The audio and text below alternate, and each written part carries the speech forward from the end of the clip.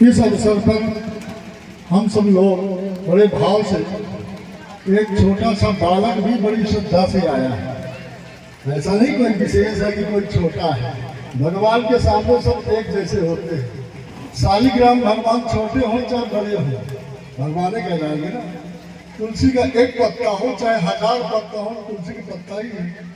भक्त छोटा हो या बड़ा हो, गरीब हो, धनी हो, विद्वान हो या अशिक्षित हो, सब भगवान के हैं।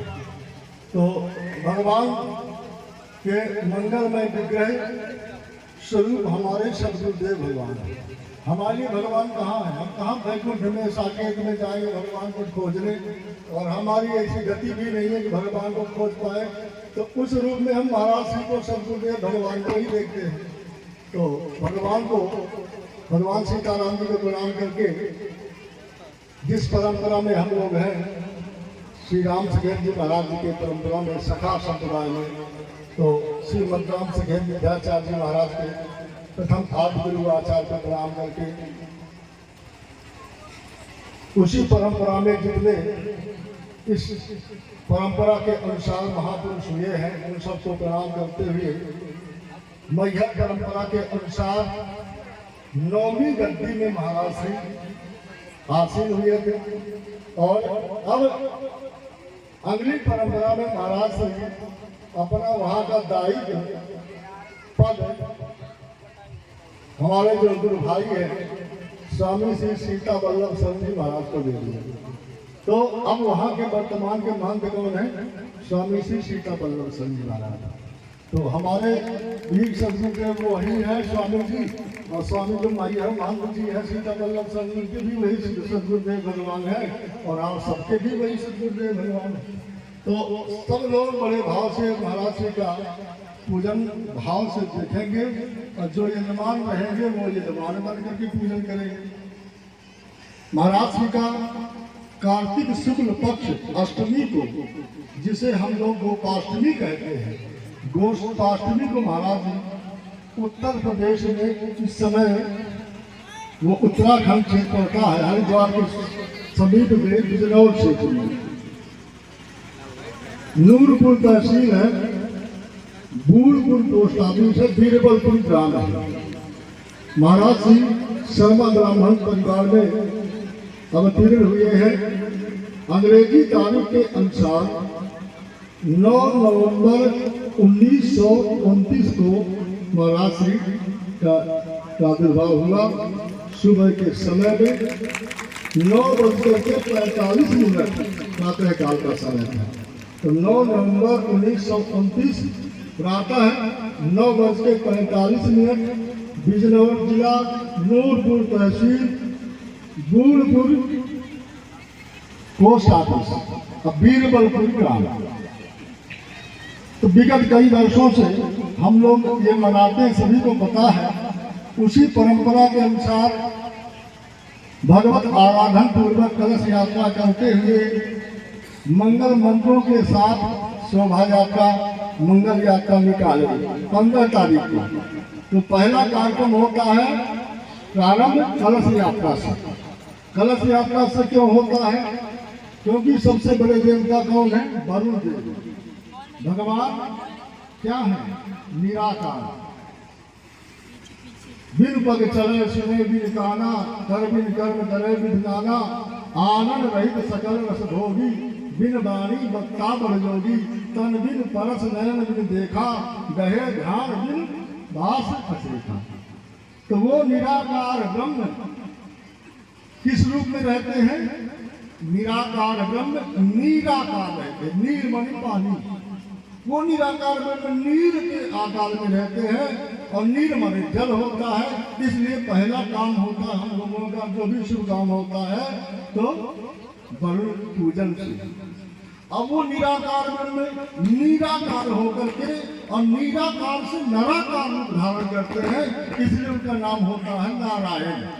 नारम जलम आयनम यसेति नारायणा। नार माने जल से उनका अवतार हुआ, इसलिए भगवान का नाम नारायण हुआ। अब निराकार निराकार रूप में रहे और निराकार रूप से निराकार रूप में होकर के वो अनेक रूपाए विष्णुवे अनेक रूपों में परिवर्तित हो जाते तो निराकार हो जाते, तदाकार रूप में परिवर्तित हो गए। वो निराकार में निराकार रहते हुए निराकार रूप धारण करके तदाकार में सबके आकार में जड़ चेतन स्थावर जंगम सब में वो परमात्मा व्याप्त हो जाते हैं। और हमारी परंपरा में राम जी की उपासना है। राम शब्द कहाँ से बना? रम धातु से, रम क्रीड़ायाम धातु, रमन्ते इति रामा, जो सब जगह क्रीड़ा करते हैं, सब जगह निवास करते हैं वो राम, सब जगह रहने वाले को राम। कोई ऐसी जगह नहीं है जहाँ राम ना हो। राम के अलावा कुछ भी नहीं मिलेगा। पेड़ पौधा, कीड़ा पतंगा, मनुष्य, कोई भी एक तिनका भी, एक पत्थर भी, एक सिकाई का नोक भी राम से अलग नहीं हो सकता। कल के प्रसंग में हम लोगों ने भक्त प्रहलाद का कार्यक्रम देखा। यहाँ के छात्र जो संस्कृत विद्यालय पढ़ते हैं, भक्त प्रहलाद का मंचन किया और उस मंचन में प्रहलाद की भूमिका में इस बालक ने जो प्रदर्शन किया, आज सब लोग जो थे उन्होंने देखा, बहुत अच्छा प्रदर्शन था। और उस प्रहलाद की भूमिका में जैसा आप सब जानते हैं कि प्रहलाद जी ने अपने पिता हिरण्यकश्यप से राम की सत्ता के बारे में बताया। जब हिरण्यकश्यप अनेकों प्रकार से यातनाएं दे करके थक गया कि अब कोई उपाय ही नहीं सूझ रहा, किस क्रम से, किस प्रकार से, कैसे हम प्रहलाद का वध कर पाए, तो अंत में थक करके हिरण्यकश्यप ने कहा, प्रहलाद तुम्हारी रक्षा कौन करता है? इतने प्रकार से यातनाएं दी गई, कष्ट दिया गया, तुम्हें कुछ भाता नहीं है, आभास नहीं होता, क्या बात है? तो प्रहलाद जी कहते हैं, राम नाम जपताम कुतो भयम, मैं राम नाम जाप करता हूँ तो मुझे भय कहाँ? वो राम नाम सर्व ताप समन्वित भेकजम, सभी तापों को समन करने वाला भव का भेकज, पश्चाताप मन गात संधि रहो, अनिलोप जायते शीतलम।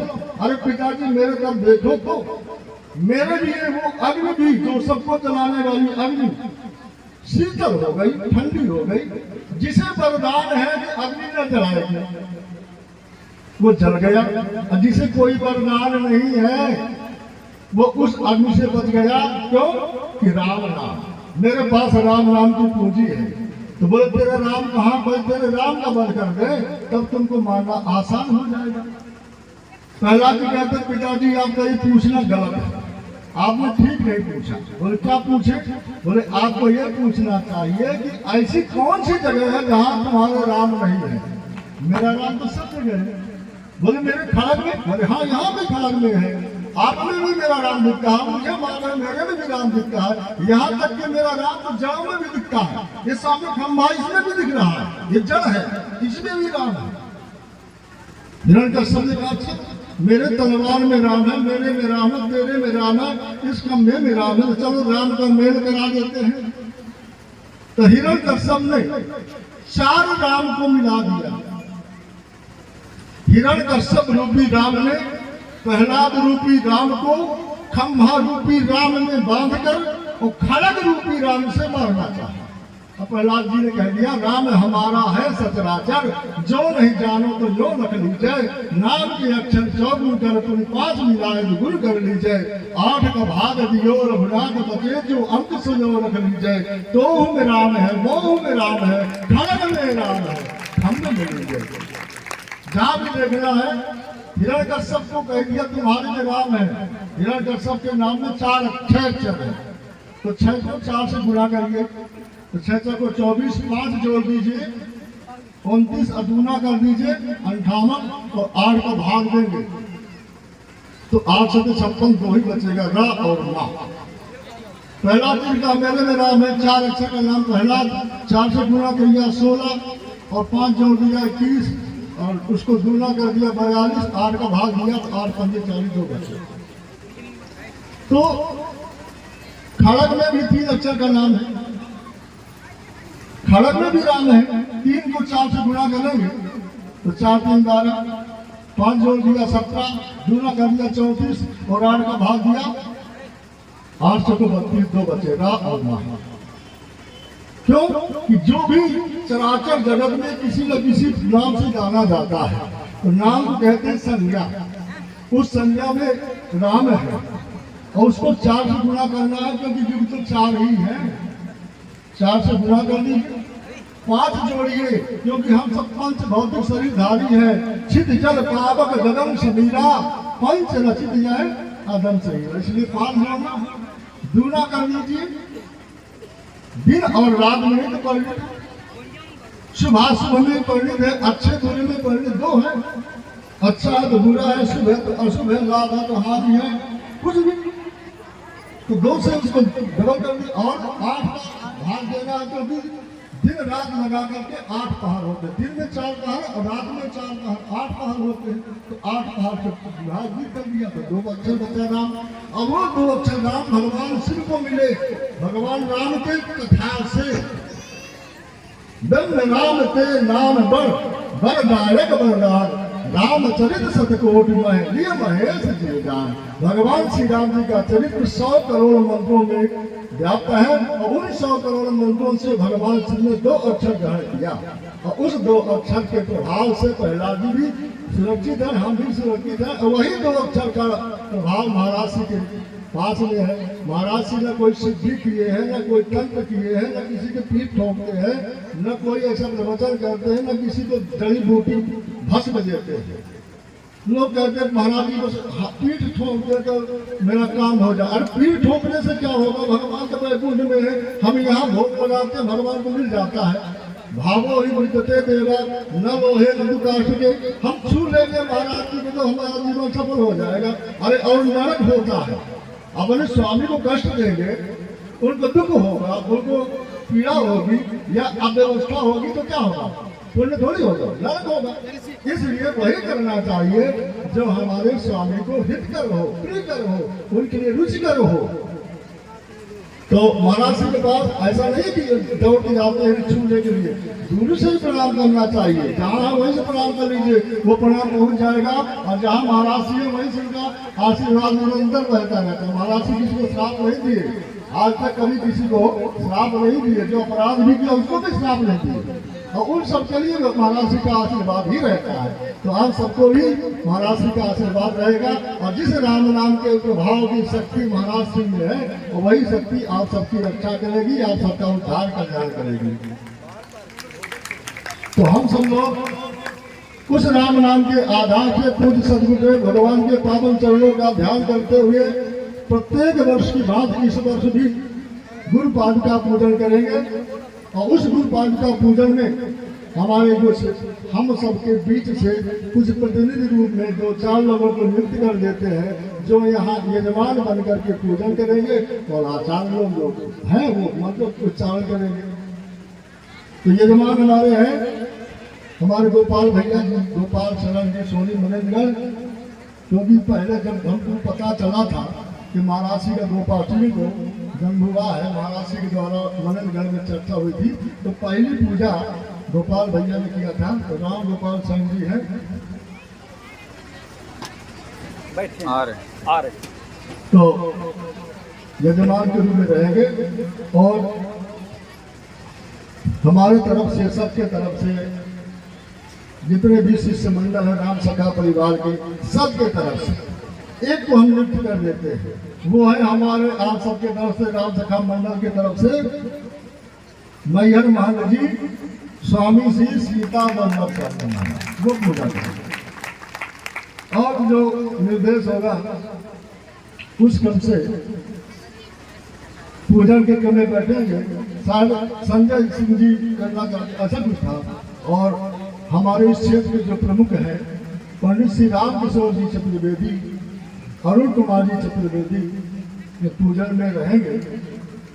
और इस वर्ष शर्मा जी, श्री कृष्णलाल शर्मा जी कहते हैं हमारा स्वास्थ्य अनुकूल नहीं है, तो हमारे तरफ से ओंकार जी को, ओंकार प्रसाद द्विवेदी जी को बैठा देंगे, क्योंकि इस बार हम कुछ अस्वस्थ हैं तो नहीं कर पाएंगे। लेकिन ओंकार प्रसाद जी द्विवेदी नहीं है, या शर्मा जी ने समझौता कर लिया कि कोई बात नहीं, महंत जी के साथ में हमारी पूजा जुड़ जाए। क्योंकि हाथी के पैर में सबके पैर आ जाते हैं, बड़े के छत्र छाया में रहने से सबकी रक्षा हो जाती है।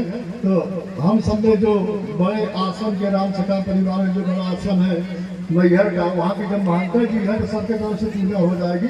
तो महंत जी के साथ में सब अपनी भक्ति भाव जो रहे शर्मा जी भी स्वीकृति दे दिए, तो यजमान के रूप में रहेंगे जो सामने आ जाए और पूजन कराएंगे। पूजन के कराने के लिए आचार्य है जय प्रकाश गौतम और रमेश त्रिपाठी, तो ये लोग पूजन कराएंगे। और आचार्य जी हैं श्री बालकृष्ण मिश्रा जी, ये भी पूजा के क्रम में सहयोग देंगे। तो सबसे पहले कलश गणेश की पूजा होगी और उसके बाद विष्णु आदि की पूजा करेंगे।